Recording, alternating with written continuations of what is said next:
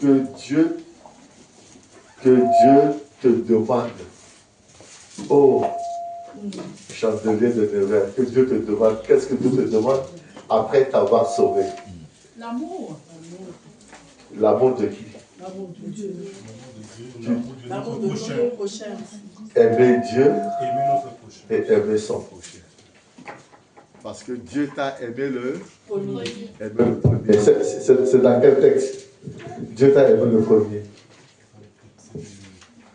Un Pierre. Même pas 3 jours. C'est 1 Jacques chapitre 4 verset 19. 1 Jean chapitre 4 verset 19. Mais on commence au verset 9 et au verset 10. On saute, on tombe au verset 19. Car Dieu nous a aimé le premier. En retour, nous devons l'aimer. Que veut dire aimer Dieu? Quand tu aimes Dieu, tu fais quoi? La prière. Ce que j'ai enseigné hier. Quand tu aimes Dieu, c'est 1 Jean chapitre 5 verset 3. Tu gardes sa parole. Tu marches selon sa parole. C'est le signe qui montre que tu aimes Dieu. Quand Dieu te parle, tu mets en pratique. Cela prouve que tu aimes Dieu. Mais si Dieu te parle, tu fais autre chose. Dieu te parle, tu ne fais pas ce qu'il te demande de le faire. Tu ne le fais pas. Vous savez, il y a une histoire dans 1 Samuel chapitre 15. Bon, je donne ça comme ça parce que je vais vite. Dieu a dit au roi Saoul d'aller en guerre contre les Philistins et de tout exterminer. Tout ce qui est homme, animaux, il faut tout passer par l'interdit. Il faut vraiment les tuer tous. Saoul arrive là-bas, il prend le roi, il ne le tue pas, il l'amène chez lui.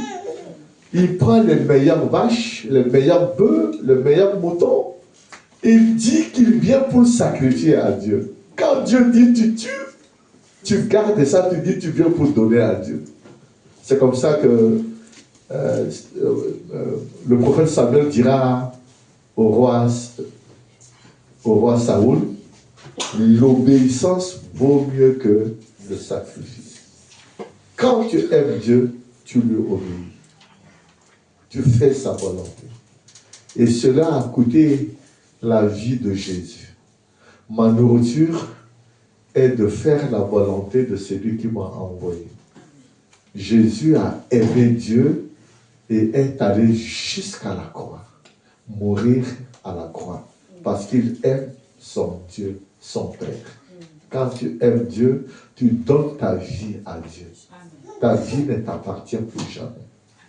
J'aime beaucoup le verset de 1 Corinthiens chapitre 6, verset 19 à 20. Vous n'allez plus le recopier, vous connaissez déjà ça. J'ai répété ça. 1 Corinthiens 6, verset 19. Votre vie ne vous appartient pas. Votre vie appartient à Jésus. Car vous avez été rachetés à grand prix. C'est Jésus qui vous a racheté. Et si vous êtes en vie, c'est pour le Seigneur. Dites Amen. Amen. Si je suis en vie, c'est pour le servir. C'est-à-dire c'est très important. Et je crois que c'est le résumé de la Bible, s'il vous plaît. Parce que Dieu a prouvé son amour vers toi en venant te chercher, en donnant sa vie pour toi. En retour, tu dois aimer le Seigneur. Et quand tu l'aimes, tu gardes sa parole. Quand tu l'aimes, tu obéis à sa parole. Deuxièmement, quand tu aimes Dieu, tu aimes l'homme ou la femme qui est à tes côtés. Tu aimes ton prochain. Tu aimes ton mari, tu aimes ta femme, tu aimes tes enfants. Tu aimes celui qui est créé à l'image de Dieu, à savoir l'homme. Tu aimes tout le monde. Tu pardonnes, tu supportes. Il n'y a pas un ennemi. Mais dans l'église aujourd'hui, je n'aime pas celui-là, je n'aime pas celui-là, je ne viens plus parce que je ne l'aime pas. Non, je vous en supplie. Deuxième, bon, il y a 7 choses, hein, mais je vais vite, sinon je ne finirai pas. La troisième chose, le troisième principe, c'est la maturité. Quand tu aimes Dieu, tu acceptes toute la parole de Dieu. Quand tu aimes Dieu, tu acceptes la parole de Dieu.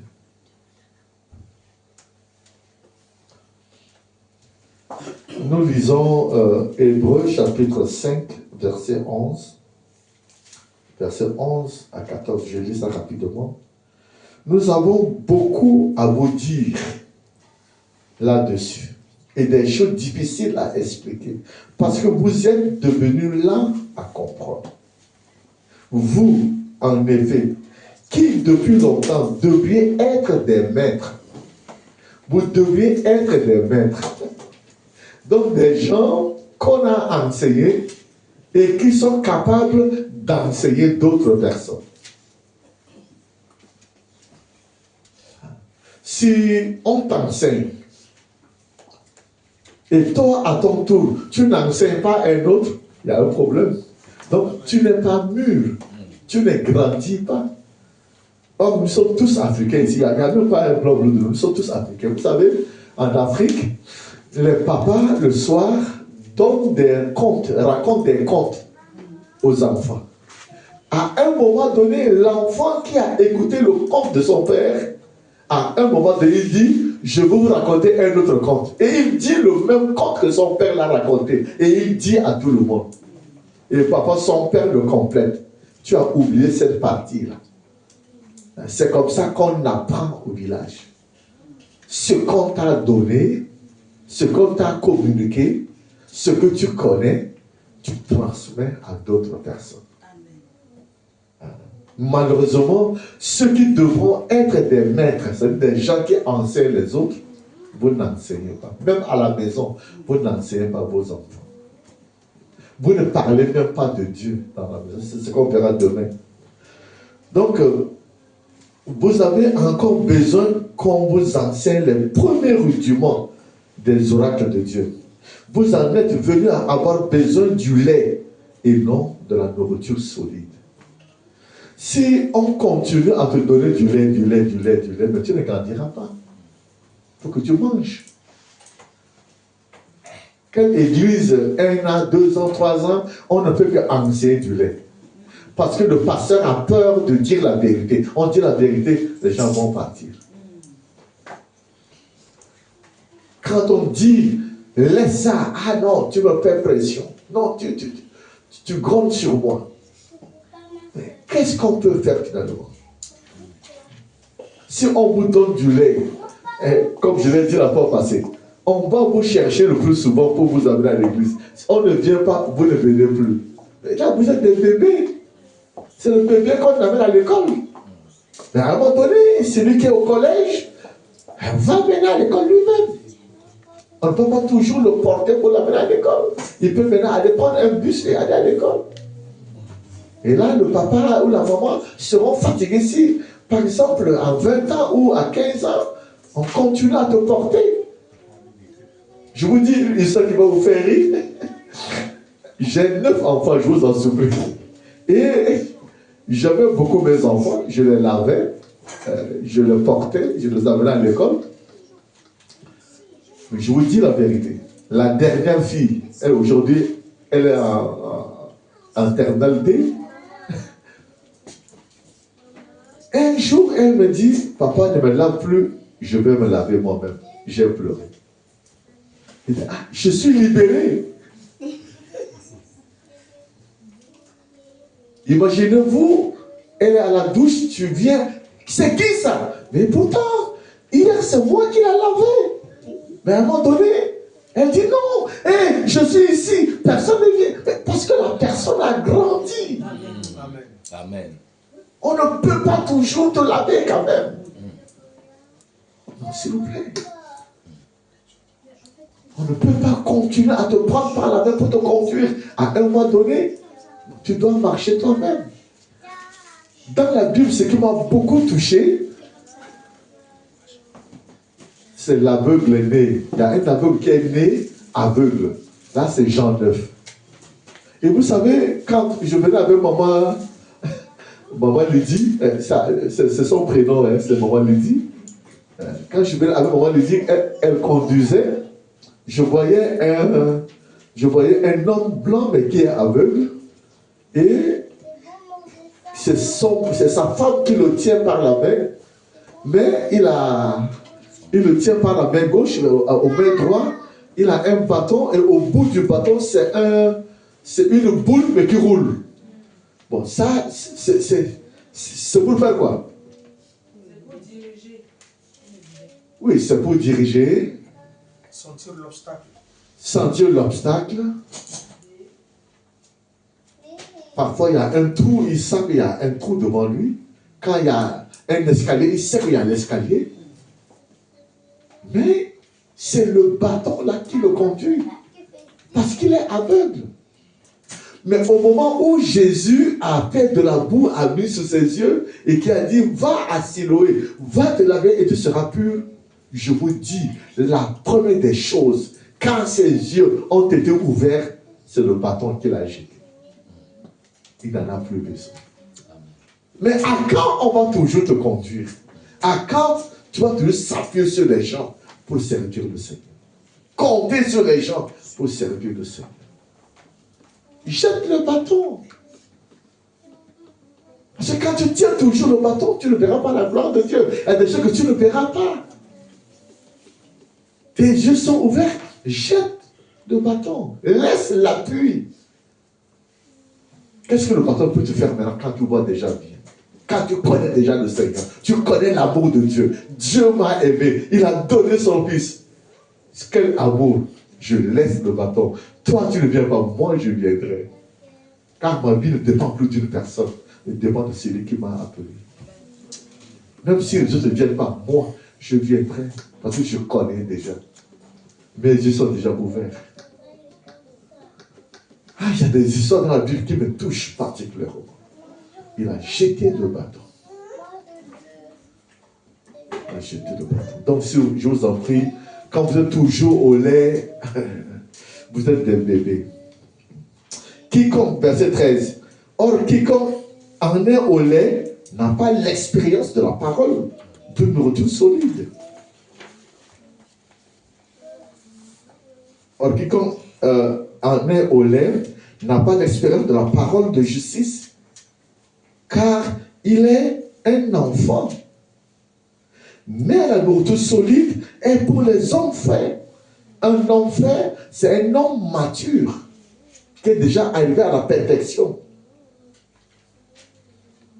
Et là, ce texte va avec Galates, chapitre 4. Ce texte va, c'est toujours sur l'apôtre Paul. Hein?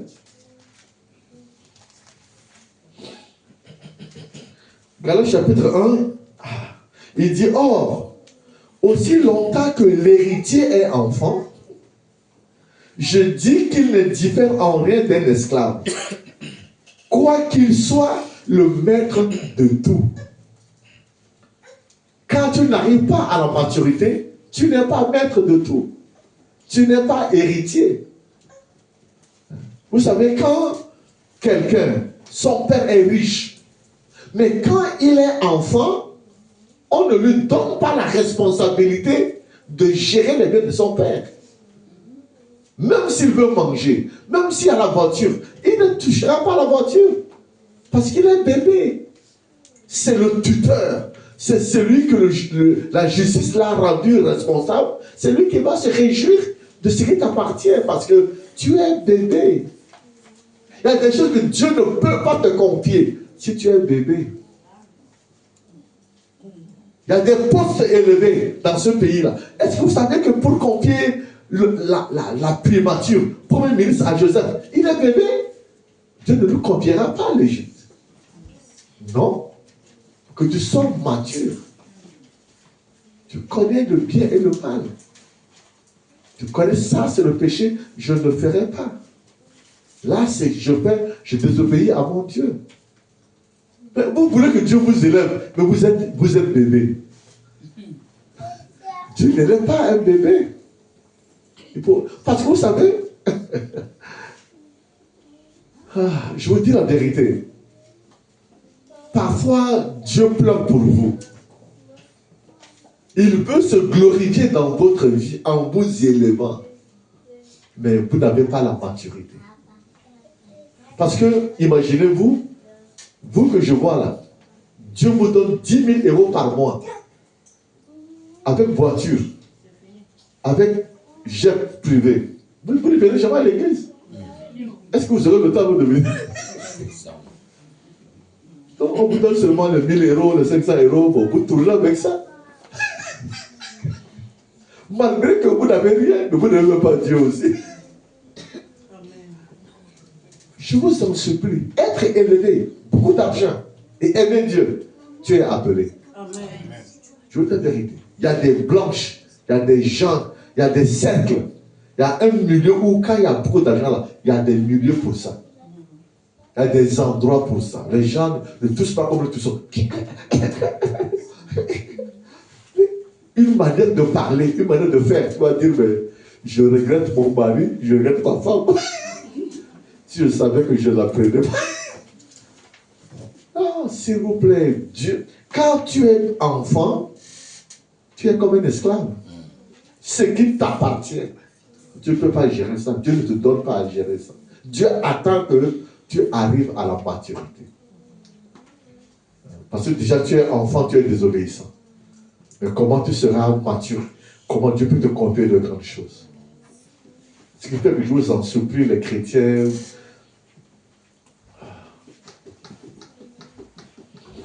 vous me permettez, hein, les chrétiens, le plus souvent, Dieu ne vous élève pas, ou Dieu ne nous élève pas parce que nous sommes encore bébés. Nous sommes encore bébés. Mais il est sous des tuteurs et des administrateurs jusqu'au temps marqué par le Père.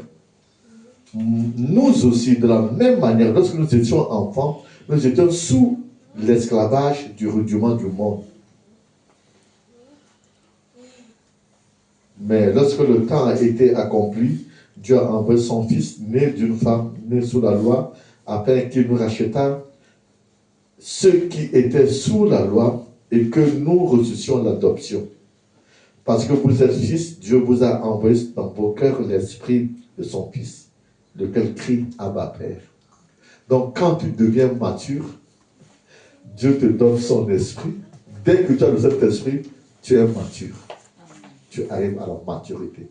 Dieu peut te confier des responsabilités. Dieu peut te confier beaucoup d'argent pour son œuvre.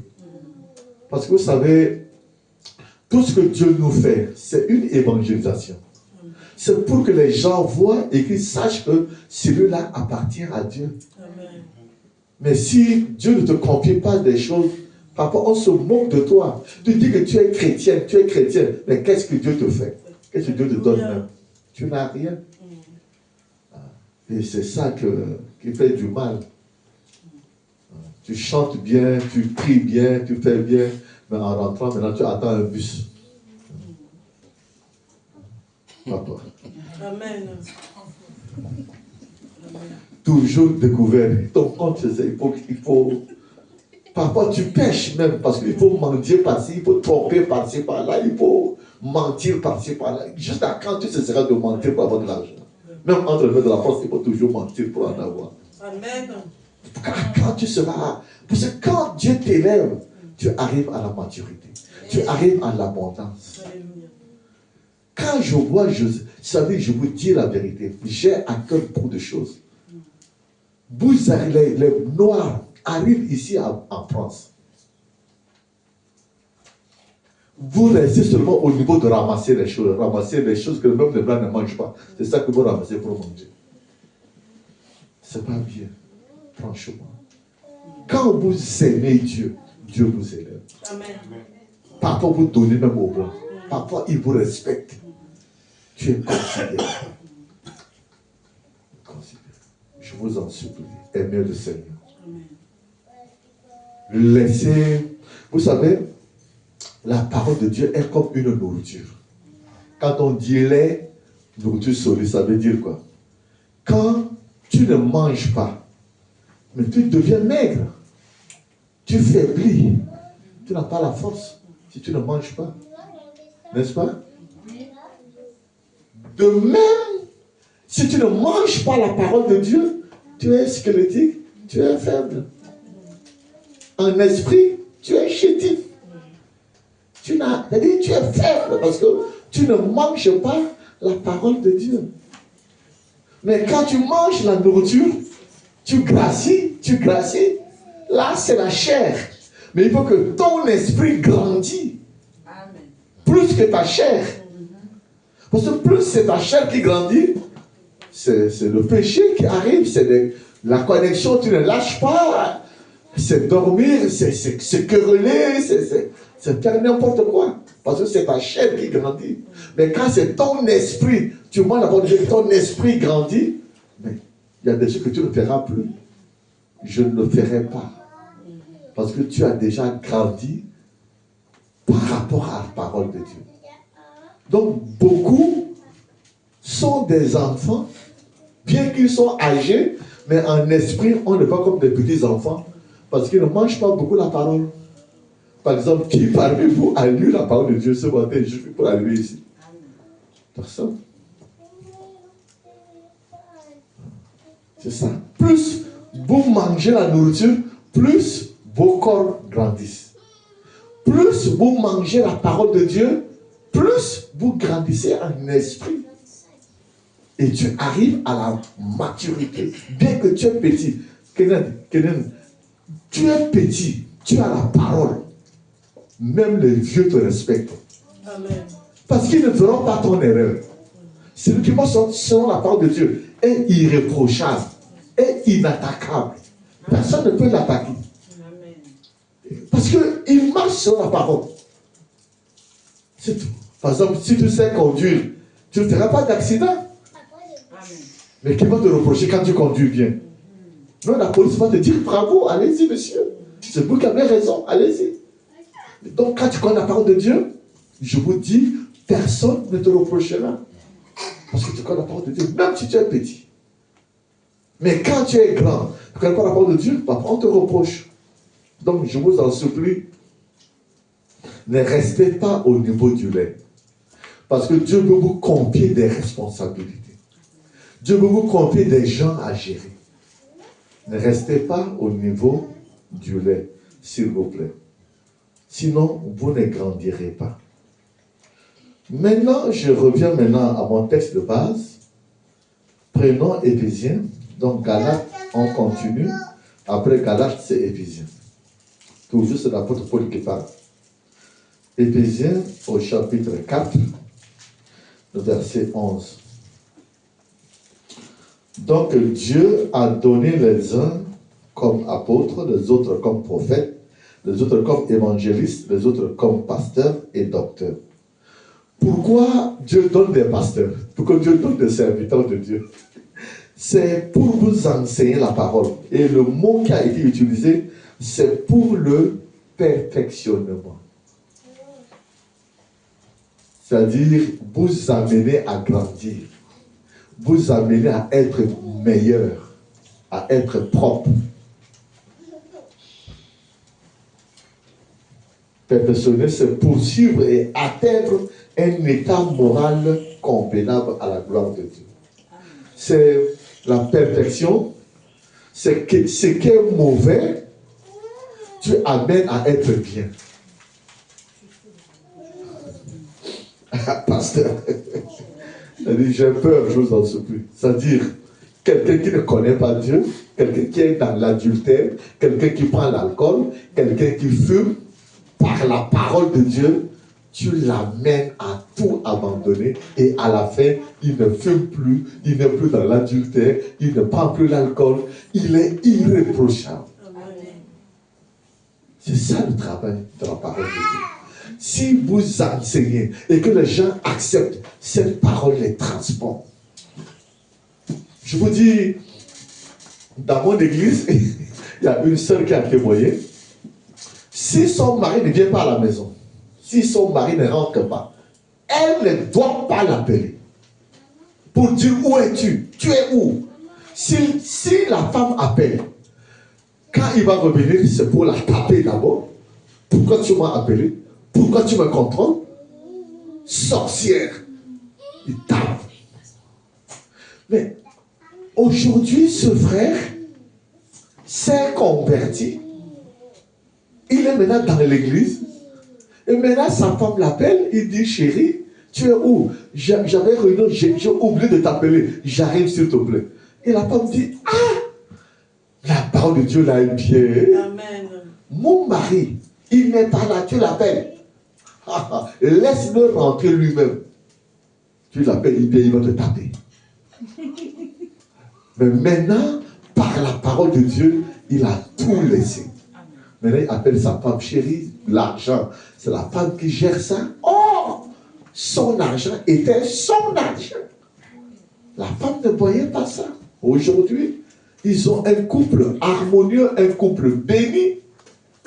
Dieu fait grâce dans la famille à cause de la parole qui perfectionne, qui change les gens. Parce que comment quelqu'un est dans l'église pendant des années, mais ne change pas? Il y a un problème. Il y a un problème. 10 ans, 15 ans, même personne, comme si la personne entrait aujourd'hui. Non, c'est pas un problème, c'est terrible. Comment tu mets les habits dans la machine? Les habits ne changent pas. Les habits ne sont plus propres. Non, c'est pas possible. La machine, c'est la parole de Dieu qui doit transformer la personne. Même, il est dit, même son chien, même son chat, sait que la personne s'est convertie.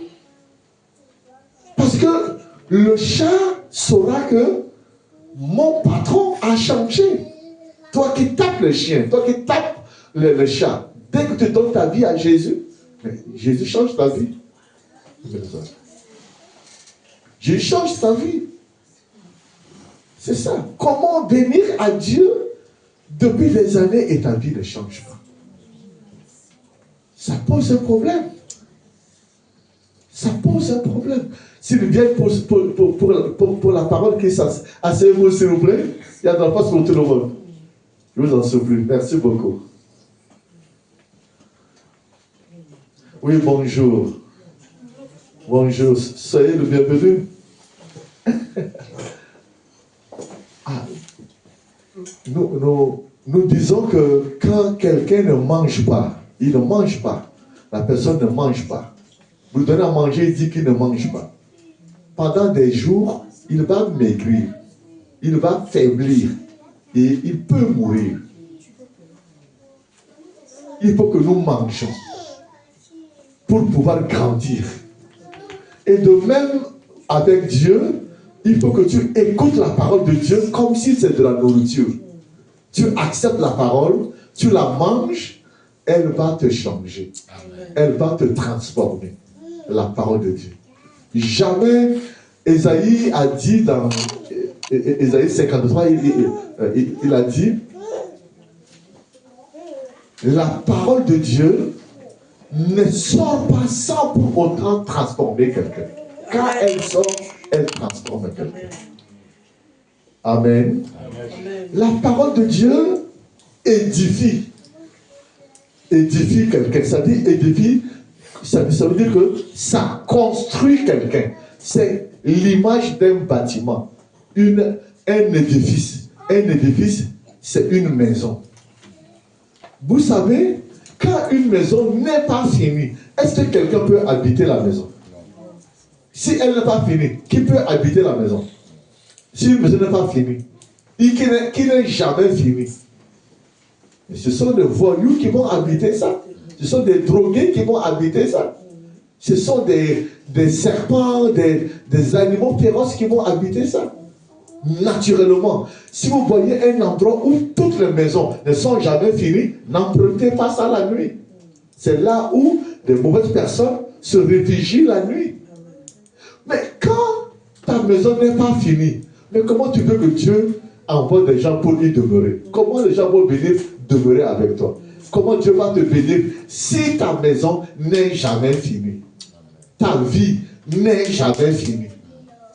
On te construit en vain. On construit là, ça tombe par là. On construit là, ça tombe par là. Même l'architecte est fatigué. Le maçon est fatigué. Parce qu'on remonte les briques par là, ça tombe. On remonte les briques par ici, ça tombe. Ta maison n'est jamais achevée. Ta vie n'est jamais achevée. Tu n'arrives pas à la perfection. Tu n'arrives pas à la vérité. Il y a des choses qu'il faut que vraiment chaque vie, par exemple, quand on parle de vie, de sexe, à un moment donné, à part ta femme, tu n'as pas une copine. Ou bien tu es célibataire et tu es sincère et tu attends Dieu. Mais à quand tu vas continuer à faire comme si tu ne connais pas Dieu? À faire comme les gens du monde? Non. La Bible dit, ton corps est le temple de Saint-Esprit. Ne vous enivrez pas du vin, c'est de la débauche. Mais à quand tu vas laisser ton corps comme le temple de Saint-Esprit? Tu continues à faire de ton corps comme si c'est le corps des débauchés.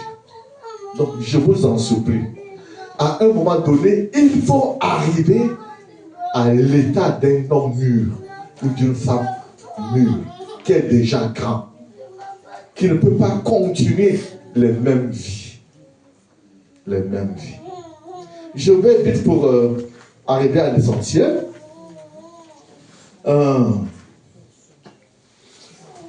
Il est dit dans le même texte, afin que nous ne soyons pas comme des enfants flottants et emportés par tout vent de doctrine.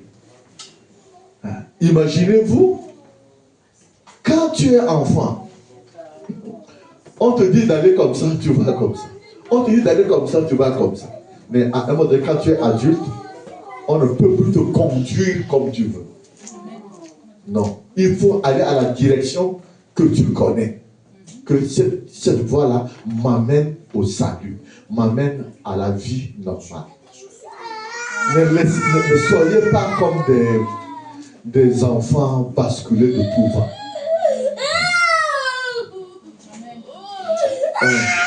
Doucement, maman, s'il te plaît. Doucement. Vous savez, nous, quand on est en Afrique et qu'il y a nos enfants qui veulent venir en France ou aller ailleurs, on leur dit attention.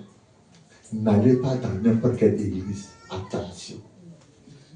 Bon, je vous demande, dans quelle église tu peux aller? Si tu es mûr, si tu as grandi, tu peux venir te t'asseoir dans l'église. Tu ne connais pas la personne, tu ne connais pas le pasteur, mais tu viens seulement t'asseoir. Tu regardes la chapelle. Il n'y a pas la bougie. Il n'y a pas de statue. Il n'y a pas de photo d'un homme. Parce qu'on peut dire, apôtre Bangé, on met en photo ici. Je ne suis pas Jésus. Je suis serviteur de Dieu. Donc, la personne, tu viens dans l'église où il y a la parole, où il y a la vraie. Vois seulement la chapelle. Qu'est-ce qu'il y a dedans? Qu'est-ce qu'on met dedans? D'abord ça. On n'a pas encore prêché. On ne t'a pas encore enseigné la parole. Mais tu vois seulement l'intérieur, tu vois. Est-ce qu'il y a une statue? Est-ce qu'il y a la bougie? Est-ce qu'il y a la photo d'un homme du fondateur de l'église? La maison est vide. C'est ça, la chapelle. Deuxièmement, on enseigne la parole. La parole pure. On n'enseigne que la parole, la vérité. Et on te dit que Dieu est un, mais il est de trois manières. Il agit de trois manières. Il y a Dieu le Père, le Dieu le Fils, Dieu Saint-Esprit. Ça, tu dis Amen. On n'ajoute pas autre chose. Troisièmement, on ne te fait pas boire de l'eau. Tu ne bois pas autre chose qu'on te donne. Si ce n'est que la parole de Dieu qu'on te donne. Là, tu dis, c'est une église où je peux fréquenter. Et tu peux maintenant voir la vie de ceux qui te conduisent, comment ils le font. Et là, tu peux rester là. Parce qu'il y a la vérité qui est là. Mais à quand tu vas abandonner d'aller de lieu en lieu? C'est ça le problème. C'est ça. Il faut être mature. Et quand tu es mature et que tu es dans une assemblée où on enseigne la vérité, rien que la vérité de l'évangile, tu dis, j'ai trouvé la voie, j'ai trouvé le chemin. Je ne peux plus aller n'importe où. Parce que je sais qu'ici, on m'enseigne la vérité. Amen. Dites Amen. Amen. Donc ne soyez pas comme des enfants qu'on conduit par-ci, qu'on conduit par-là. Et il faut surtout que tu grandisses, s'il te plaît. Il y a des choses, hier on te demandait de venir à l'église. Mais à un moment donné, il ne faut pas qu'on te demande ça. Au contraire, c'est toi qui iras prendre un autre qui est bébé pour l'amener. Mais pas toi constamment. Tu es déjà mature. Tu es déjà mature. Même ton père du monde peut être sévère, peut te gronder, mais tu ne l'abandonneras pas. C'est mon père. C'est comme ça qu'il parle. N'est-ce pas? Mais parce que quand tu es bébé, il peut qu'on te donne du biscuit, tu dis, hey, mon père est bien, mon père m'aime beaucoup parce qu'il y a du biscuit. Mais toi, quand tu es grand, même ton père ne donne pas de biscuit, tu ne l'abandonneras pas. N'est-ce pas? Oui, amen. Mais oui, mais pourquoi il faut du biscuit pour que vous aimez votre père? Il faut du biscuit pour que vous acceptez votre pasteur. Mais quand il n'y a plus de biscuit, vous n'acceptez plus de pasteur. Non. Ma mère est ma mère, mon père est mon père. C'est parce qu'ils ont des biscuits que je peux les aimer, non? Même s'ils grondent, mais c'est comme ça qu'ils parlent. Je les connais. C'est comme ça que Shadow parle. C'est comme ça que parce que je parle. Je connais déjà. C'est tout. Je l'aime, je l'accepte, c'est tout. Je prie pour lui, peut-être. Mais s'il faut qu'on vous plaise, Paul a dit dans Galates, chapitre 2, verset 20, s'il faut plaire aux gens, je ne serai pas serviteur de Dieu. Si vous voulez que les gens vous aiment, mais vous ne serez pas serviteur de Dieu. Parce qu'on va vous haïr à cause de mon nom. Parce que moi aussi, on m'a haï aussi. C'est ça. Donc, s'il vous plaît, je vous donne rapidement. Hébreux chapitre 6, verset 1, il est dit, tendons vers la maturité, s'il vous plaît. Tendons vers la maturité. Et quelqu'un qui tend vers la maturité, numéro 1, il doit lire la Bible personnellement. Tu lis la Bible toi-même. Parce qu'à l'église, on ne peut pas tout enseigner. Toi-même, tu pries. Toi-même, tu jeûnes. Il ne faut pas qu'on te dise de gêner pour gêner. On te dit de prier pour prier. Imaginez-vous, vous dormez la nuit, vous avez un mauvais songe. Ou vous sentez une douleur qui ne finit pas. Bon, pour vous, ici, c'est le médicament. Mais quand quelqu'un a un démon, même s'il prend le médicament, la maladie ne partira pas. C'est un démon. C'est un mauvais esprit. Je vous en supplie.